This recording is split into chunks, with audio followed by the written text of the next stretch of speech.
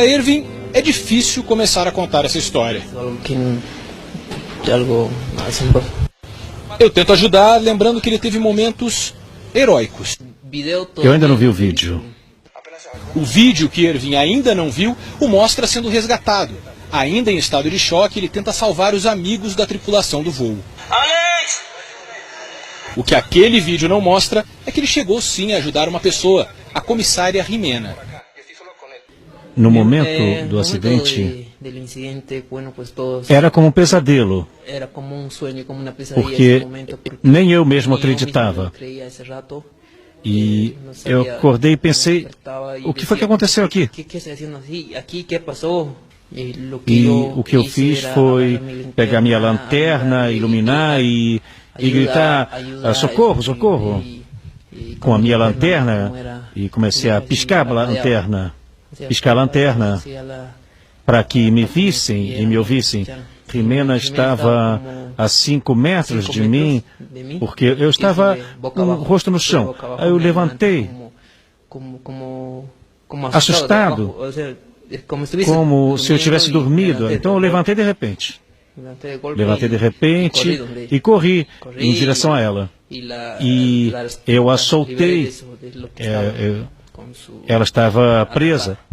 Bom, nesse momento a Jimena estava gritando e quando ela me viu, ela foi se acalmou. E eu disse, vamos embora,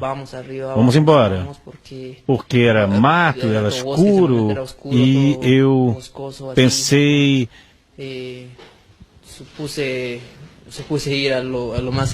Ir em direção ao aeroporto, eu vi que um avião decolava, então eu vi a direção do aeroporto, qual era. Mas como era mato, eu fui andando nessa direção. Eu pergunto se ele encontrou outras pessoas ainda vivas depois do acidente.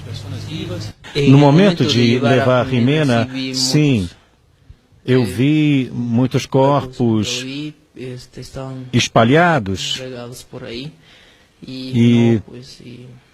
Mas não tinha o que fazer, porque eu também não ouvia sinais de vida, e além disso, eu me preocupava com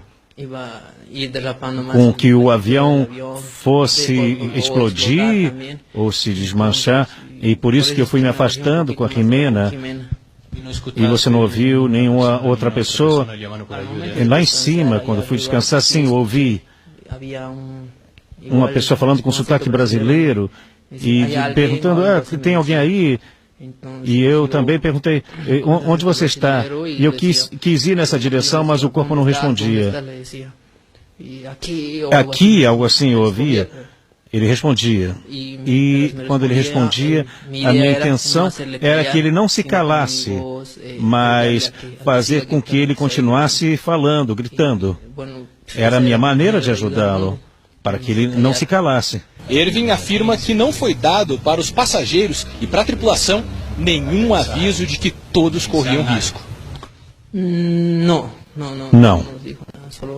Avisaram que íamos pousar, um pouso normal. Conta, inclusive, que pouco antes da queda estava conversando tranquilamente com o técnico da Chapecoense. Eu falei com o técnico e o técnico estava me ensinando a falar português. E quando ele disse, falaram, afivelem os cintos, porque vamos pousar. Então todo mundo voltou à sua poltrona, afivelharam os cintos, e as luzes se apagaram, e começou a vibrar. E eu pensei que essa vibração fosse que nós estivéssemos pousando, um pouso normal. Eu pensei que era isso, mas não foi.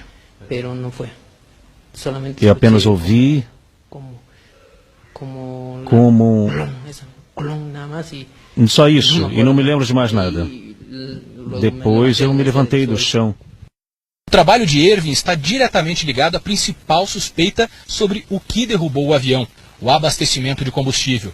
Ele diz que recebeu a informação de que a aeronave seria reabastecida em Cobija, antes da chegada a Medellín, que era o destino final.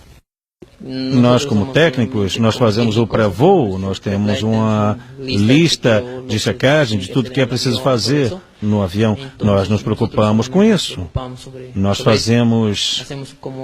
Bom, isso, a Lamia tem o seu gerente, tem o gerente, tem o seu pessoal, é outra coisa.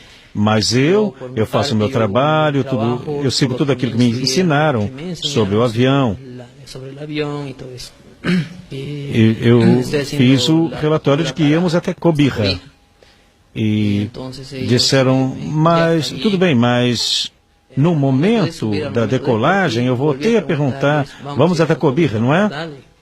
Não, nós vamos direto a Medellín. Sim, mas com vistas a ir até Cobija. Pergunto então se ele sabia que a autonomia de voo daquele avião era praticamente igual à distância direta até Medellín, sem nenhuma sobra de segurança. Com relação à autonomia, essas coisas, e a relação da carga, e quem faz isso é o despachante de voo, e isso é a responsabilidade da Lamia. Eles sabiam qual era o peso, qual o combustível correspondente, e eles me dizem qual é o combustível e eu faço esse abastecimento. Então, eu supus que eles soubessem o que faziam. O que ele acha, então, da decisão que foi tomada?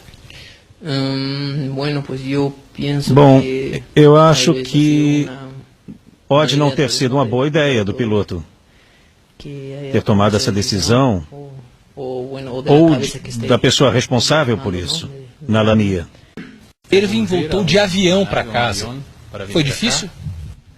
Bom, no começo sim. Quando nós viemos lá de Medellín a Bogotá, o pouso me deixou um pouquinho nervoso.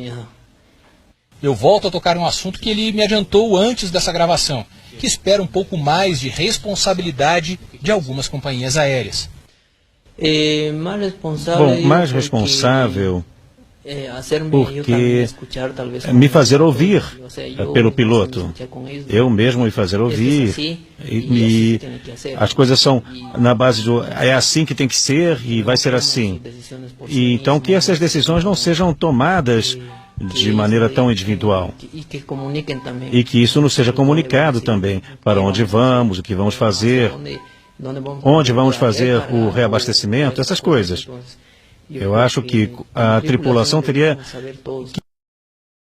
que ir tudo dividido. Então, um líder diz, vamos fazer isso, aquilo, eu me refiro a isso. Pergunto se ele se refere diretamente ao piloto do avião que caiu. Olha, eu diria que faltou um pouco mais de liderança, de se pôr de acordo com toda a tripulação. No fim da entrevista, uma revelação. Erwin não seguiu o procedimento de segurança indicado para pousos arriscados. Não, eu não disse nada disso. Não disse isso para a imprensa. É a primeira vez que eu estou falando para a imprensa. Porque disseram isso, que havia se salvado, porque não percebeu que ia cair, não? Não, conforme eu disse, ninguém percebeu. Estavam todos prontos para pousar para um pouso normal. E em nenhum momento eu fiz isso, conforme eu disse, isso era preparação para um pouso normal. E qual a primeira coisa que ele quer fazer quando acabar o tratamento? Primeira coisa, bom continuar com o meu trabalho e continuar me preparando para não deixar de voar, terminar o meu curso de pilotagem, eu quero ser um piloto comercial também, e terminar o meu curso de pilotagem. Eu já tinha desligado o microfone, mas o repórter Américo Figueroa continuou a gravar imagens de Erwin. Foi assim que soubemos que o jovem boliviano tem um novo sonho. Um dia eu quero ir lá para Chapecó, eu quero conhecer a cidade. Quer conhecer a cidade? Sim, eu quero conhecer a cidade. Um dia desses.